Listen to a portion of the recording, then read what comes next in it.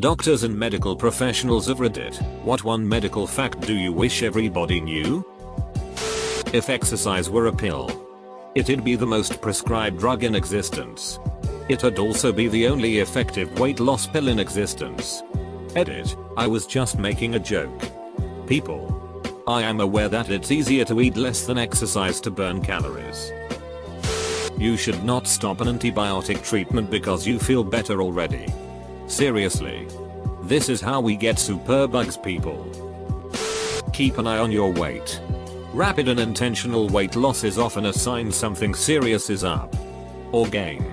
Was in the ER last night. Overheard guy in front of me that he gained around 30 pounds in 2 weeks and could no longer walk. Based off his swollen abdomen and wet lungs, I thought he was in congestive heart failure. He was roomed near me and it turns out that's exactly what he has. Vaccines are safe and save lives. No. You're just trying to make us autistic. Edit, S. Forgot to put it there. Thanks for the upvotes. It's significantly more effective to prevent cancer than it is to treat it. But the world isn't interested because most people just want a pill to fix their problems. Don't smoke. Wear sunscreen. Don't drink excessively. Get a bit of exercise and eat some goddamn vegetables. Do those and bam. Huge drop in cancer risk. But nobody wants to hear it. If you force yourself to eat vegetables long enough, you start to crave them. I remember when I was a kid, my meals were a mountain of rice with potatoes and tons of meat. Because that's how my dad ate. As I got older, I started introducing vegetables. After 10 years of actually eating vegetables on the regular, I prefer when the majority of my plate is veggies. And I'll take a veggie delight pizza over a meat lovers any day of the week. Viral infections cannot be treated with antibiotics. Mental illness can be as serious as a physical one. Get treated. You wouldn't let a broken leg go. Problem is, it's pretty obvious to know when you or someone else has a broken leg. But it's harder to know when you or someone else has a mental illness. Doctor here. Most important rule, know your own history and Drew Gus. Our EMRs are too inefficient to depend on. Especially if you've been to many different institutions. Yes. It's in the computer is not enough, and even if you are in the same town at a different health system and we can see some of your data from your usual doc, EMRs are still pretty bad at talking to each other. If you have tons of meds, make a list. Also, when you get asked about if you have any medical problems, diabetes and high blood pressure count. Not just cancer and heart attacks. Nurse here. If you're an alcoholic that's admitted to the hospital, don't lie about how much you drink. There are Drew Gus we can give you to take the edge off of withdrawals. It's safer for you and safer for us. We're not judging you. We have safety in mind. Doctor here. Keep things out of your ears. Seriously. If your kid has a fever and you give them Tylenol or ibuprofen to bring it down, they are still ducking. Sick. You're only treating symptoms temporarily, not curing anything.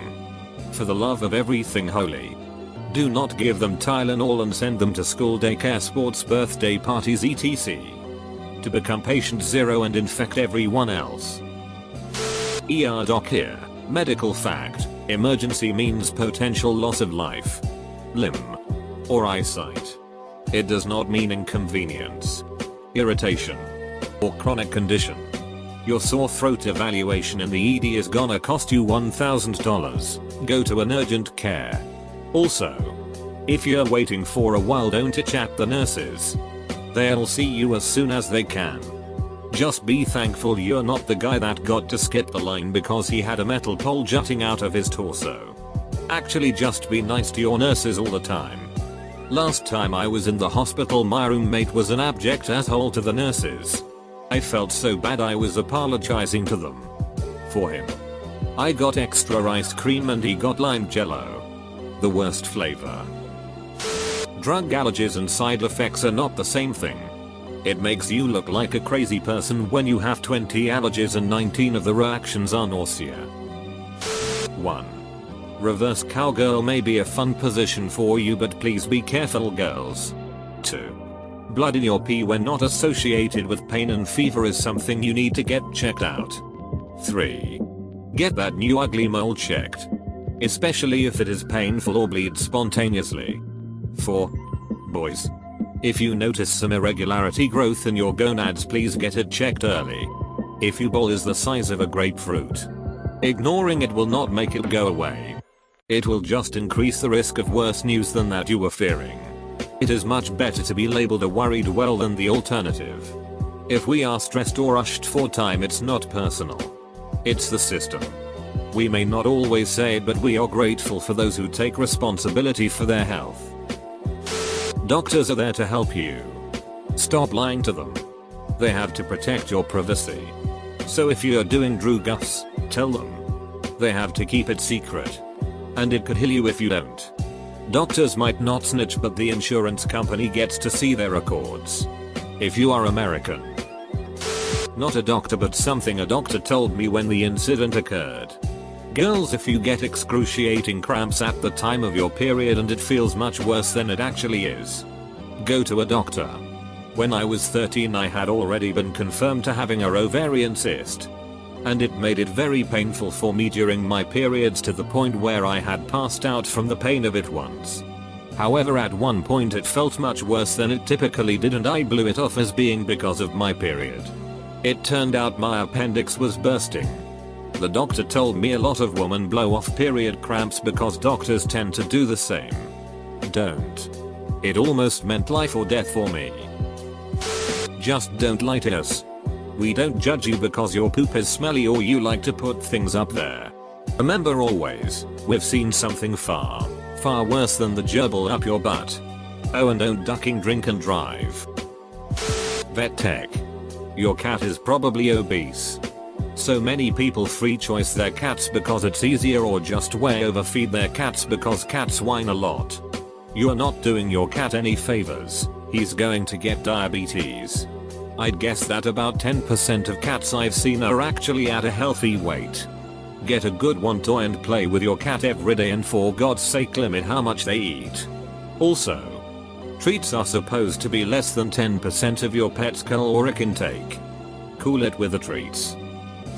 Know the signs of a heart attack and stroke and don't tough it out. These are time sensitive and potentially deadly events.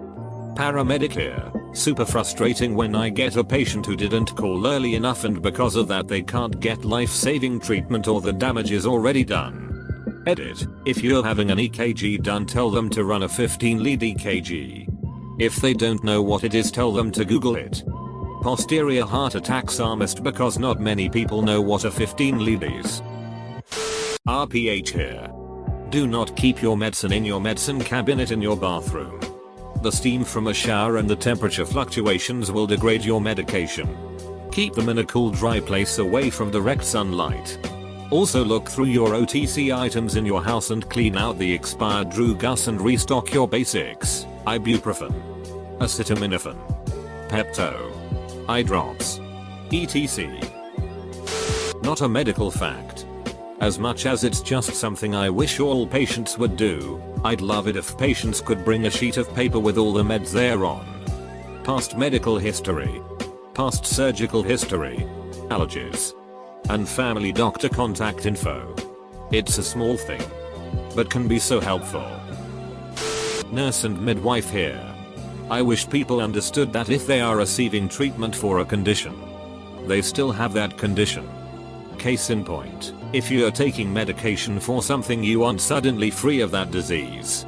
Your blood pressure meds are maintaining a normal blood pressure because you have the condition of high blood pressure. Your insulin is maintaining your blood sugars because you have diabetes. Sounds simple, but amazing how much people tell us they have no conditions but are on 1000 medications that tell a different story. Your immune system is one of the greatest assets you have, and you never thank it. In your life, your body will autonomously eradicate between 6 and 10 cancers without your realizing. It will fight your infections, repair macro traumas, and police the entire population of billions of cells in your body without your asking. All it requests in return is a little bit of health to preserve it. Stop smoking. Lose weight. Maybe exercise a little. Don't drink so much. Your diet is so much more important that you realize. Dentist here. Just because a toothache goes away doesn't mean it's all better.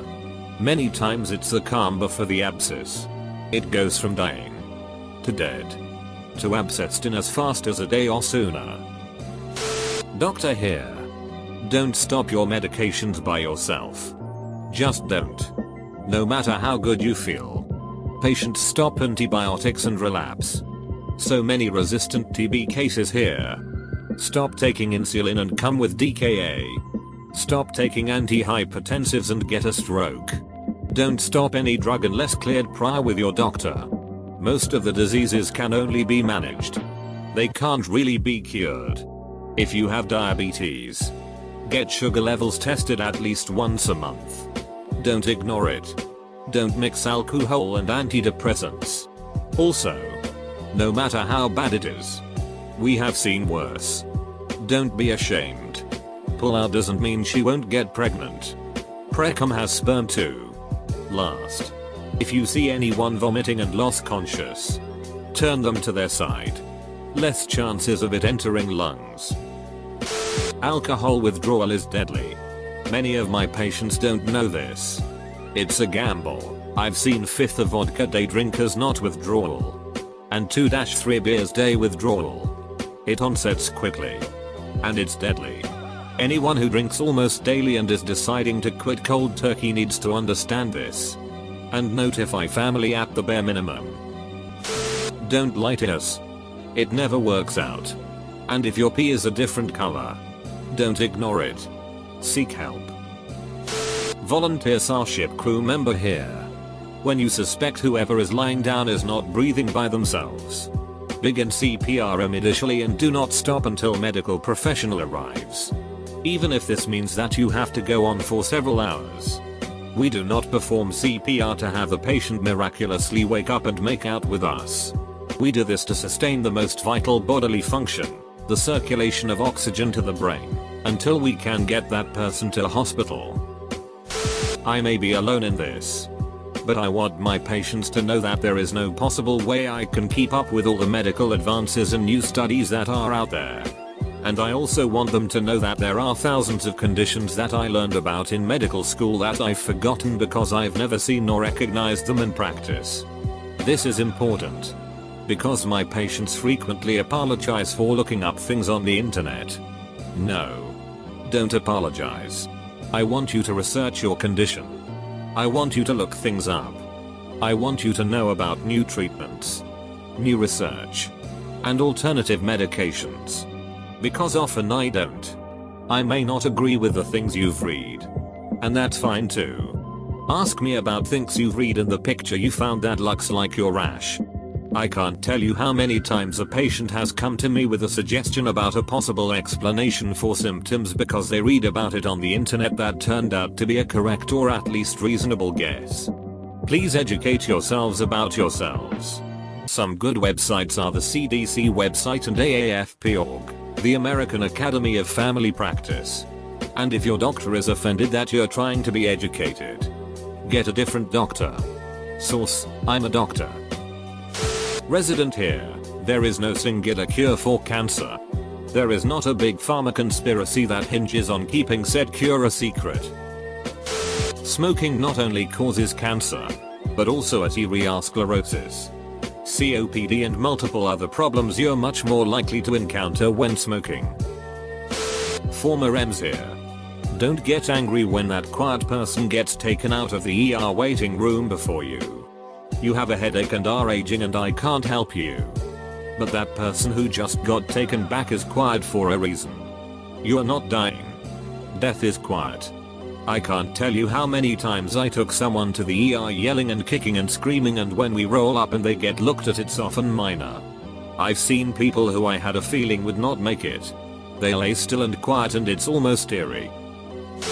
Clinical psychologist here. If you need mental health treatment, try your local college campuses.